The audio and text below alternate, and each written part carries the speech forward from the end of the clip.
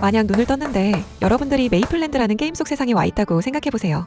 그리고 묘비들이 무수히 쌓인 곳에는 하나의 쪽지가 남겨져 있는 거예요. 메이플의 내부 시계만이 이곳을 탈출할 열쇠를 볼 수 있다. 문은 몬스터가 가장 풍만해질 때 열린다. 메이플의 캐릭터가 죽는다면 너 역시 죽는다. 무슨 내용인지 좀 더 알아볼까요? 우선 여기 이 비석들에 있는 영혼들의 말을 들어보니 장난감 나라 루디브리엄의 깊숙한 곳에 있는 이 문을 통하면 탈출할 수 있다는 것은 확실해요. 그러나 잘못된 시간에 들어가게 되면 자신들처럼 영혼이 되어 평생을 여기에 갇혀야만 한다는 것도 확실한 것 같네요. 그렇다면 결국 알맞은 시간에 이 문을 통과해야 하므로 시간에 대한 정보를 얻어야 하는데 우리는 시간이 멈춘 장난감 나라 루디브리엄이라는 게임 속 세계라서 시간 감각이 조금도 느껴지지 않아요. 배고프거나 잠이 오는지도 모르겠고 심지어 심장이 뛰거나 눈도 깜빡거리지 않아서 외부 시간을 추정할 수조차 없을 것 같아요. 그렇다면 우선 우리가 탈출을 하기 위한 단 하나의 힌트, 메이플의 내부 시계를 만들어야만 하겠네요. 그렇다면 여기에서 어떤 정보들을 직접 찾아내서 정보들을 바탕으로 시계를 만들어야겠죠. 우선 마을을 떠나 몬스터들을 잡아볼까요? 여기 타나토스라는 몬스터를 잡아보니 일반 메이플과는 다르게 몬스터를 처치했다는 메시지와 함께 일정 확률로 매소만 떨어집니다. 매소를 획득하면 매소를 획득했다는 메시지만 나타날 뿐 어떠한 시간 정보도 나타나지는 않지만 그래도 일단은 계속 잡아봅니다. 왜냐하면 여기서 메이플 내부 시계에 대한 정보를 하나 획득할지도 모르니까요. 타나토스를 열심히 잡아서 정확히 800마리를 처치했어요. 이제 한번 타나토스를 잡으면서 획득한 매소의 드랍률이 어떤지 확인해볼까요? 여러분들이 타나토스를 800마리를 잡았는데 획득한 매소 개수는 340개라고 한다면 타나토스로부터 매소를 얻을 확률은 42.5% 확률이 됩니다. 그리고 이 타나토스의 처치 횟수와 매소 획득 숫자를 비교 대조해보니 역시나 하나의 정보를 얻게 돼요. 바로 매소의 드랍 분포도가 비균일이라는 것이죠.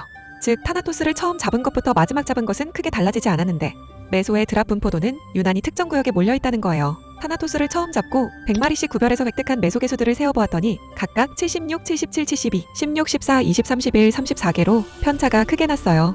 그래서 비슷한 분포도끼리 묶어서 평균값을 계산해보니까 처음부터 300마리까지는 매소 획득 개수는 225개로 무려 75% 확률, 301마리부터 600마리까지는 16.6%, 그리고 나머지 601마리부터 800마리까지 총 200마리를 처치했을 때는 65개의 매소를 획득했으므로 매소 획득량은 32.5%가 되었어요. 이것을 시각화하여 그래프로 표시하면 이렇게 나타나게 됩니다. 단순 노이즈라기엔 그 확률이 너무 차이가 나죠.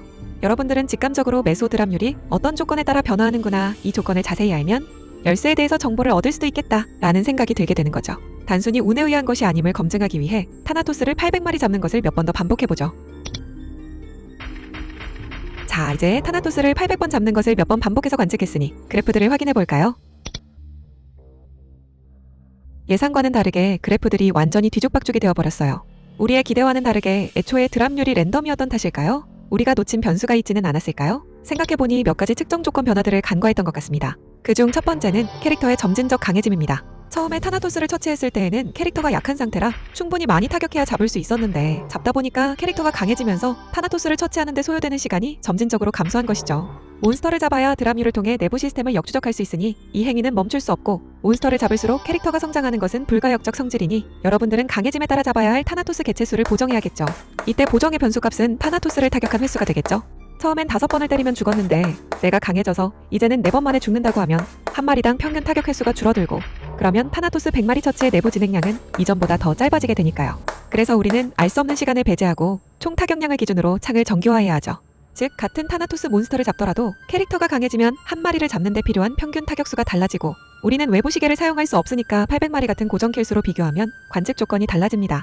따라서 잡아야 할 타나토스 숫자는 다음과 같이 정교화되어야 하고 이에 따라 기존 5번 타격에 죽었던 타나토스가 4번 만에 죽게 되면 잡아야 하는 타나토스의 숫자는 이렇게 되죠. 그러나 캐릭터의 강함을 보정해서 끝나는 것이 아닙니다. 두 번째는 분리해야 할 요소도 추가해야 하죠. 사냥을 하다 보면 필연적으로 물약을 소모하게 되고 물약이 없으면 캐릭터는 죽음으로부터 안전을 보장받지 못하고 캐릭터의 죽음은 곧 여러분들의 죽음이 될 테니 물약이 떨어질 때마다 상점에 다녀와야겠죠. 그러나 이 상점에 다녀오는 구간은 몬스터 사냥의 평균값이 0에 수렴합니다.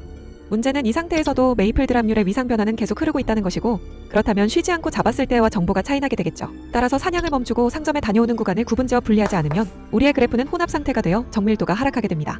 그러므로 움직임이나 맵 로그를 통해 상점 이동 상태를 라벨링해서 별도의 구간으로 분리하고 상점으로 이동하는 구간은 관측 공백으로 표기해야 합니다. 그러면 상점 이후에는 불확실성이 크게 증가하므로 상점 전 구간과 연속적으로 위상을 이어붙이려는 시도는 잠시 포기하고 다시 타나토스를 열심히 사냥해서 데이터를 쌓아 복귀 이후에 현재 위상을 재동기화합니다. 마지막으로는 한 세트를 완료하고 휴식을 취해야 하니 두 번째 세트에서는 시작 지점의 위상을 맞추는 작업도 해줘야겠죠? 이때는 원형 그래프를 이용해서 작업하면 좀 더 직관적으로 볼 수 있겠네요. 그리고 마무리 작업으로 사냥 도중에 잠깐 딴짓을 한다든지 실수로 허공을 쳐서 사냥 효율에 일부 손실이 발생하는 노이즈들을 제거하기 위해 반복적으로 데이터를 쌓아 평균화 작업을 마치면 정말로 드랍률이 특정 패턴을 가지고 있다면 우리는 어떠한 위상을 관측하게 될 것이고 이 위상의 패턴을 정리하면 이 그래프는 일종의 메이플 내부 시계가 됩니다. 이제 다음 작업은 정말로 우리가 세운 가설, 즉 메이플 드랍률이 어떠한 규칙적인 위상을 가진 채 변화한다는 것을 검증해야 합니다. 방법은 간단합니다. 많이 반복해서 데이터 값을 최대한 많이 쌓는 거죠. 짜잔! 우리가 데이터를 보정하여 쌓으니까 아까와는 다르게 일정한 그래프들이 나타나죠. 다행히도 우리가 세운 가설, 드랍률이 특정 위상에 따라 변화한다는 것이 단순 우연만으로는 설명되기 어려운 쪽으로 기울었다는 이야기입니다. 그러나 아직 그래프의 특정 부분은 그래프들이 요동치는 노이즈가 심하죠. 이 100개로 나눈 구간 어딘가에 우리가 놓치고 있는 별도의 위상이 있을 수도 있다는 것입니다. 우리가 그 위상을 찾아낸다면 드디어 이 메이플 세상에서 탈출할 수 있을지도 몰라요. 그러므로 이제는 이 그래프의 세분화 작업을 해야 합니다. 100마리 단위를 50마리로, 50마리 단위를 25마리까지 좀 더 정밀하게 보겠다는 것이죠. 이때 블록 수를 잘게 쪼갤수록 노이즈 값은 커지게 됩니다. 여기 보면 블록 크기를 n으로 두고 드랍률 추정치 표준 편차는 이렇게 표현됩니다. 이때 동일한 위상으로 정렬한 세트를 S개로 평균 내면 시료 표본은 NS개가 됩니다. 따라서 기존 100마리 단위의 블록으로 평균 낸 것을 50마리로 분할하면 필요 표본 수는 100마리 대비 2배가 되어야 동일한 수준의 노이즈가 되죠. 마찬가지로 25마리로 분할하면 필요 표본 수는 4배가 되어야 동일한 수준의 노이즈가 되겠죠. 이때 우리는 현실적으로 무한에 가까운 데이터를 수집할 수 없고 상점에 갔다 오거나 딴짓하는 등 플레이가 완벽할 수 없으므로 위상은 고정되지 않고 지터라는 일종의 흔적을 남기게 됩니다. 이 지터 때문에 블록을 너무 잘게 쪼개면 서로의 위상이 섞이게 돼요. 따라서 세부 블록을 무한하게 줄일 수는 없고 한 블록이 커버하는 위상폭을 이렇게 표현하면 의미 있는 세분화의 한계는 이와 같이 되고 이때 블록 해상도는 위상 지터보다 크거나 비슷해야만 합니다. 따라서 블록은 쪼갤 수 있는 상한선이 존재하게 되죠. 이때 우리는 800킬을 25킬씩 32블록까지만 정교화 작업을 해보도록 할까요?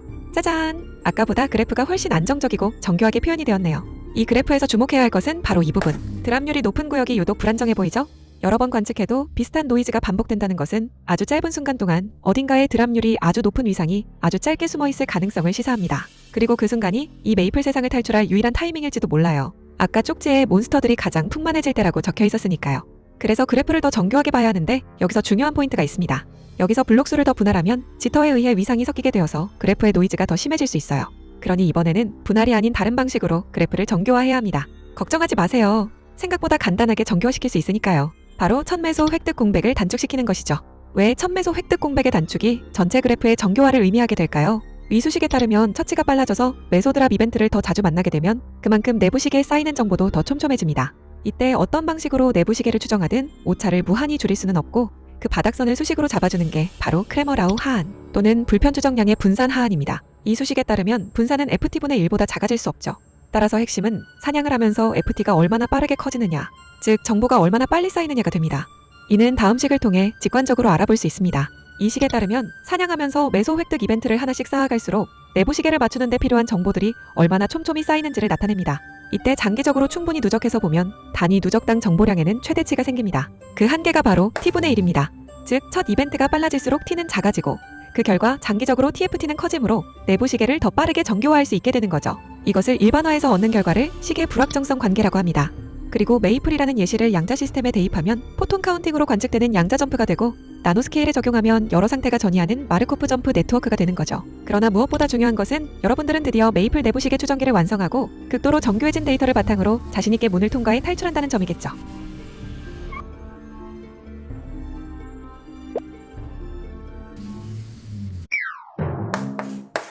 아닐 수도 있지만요.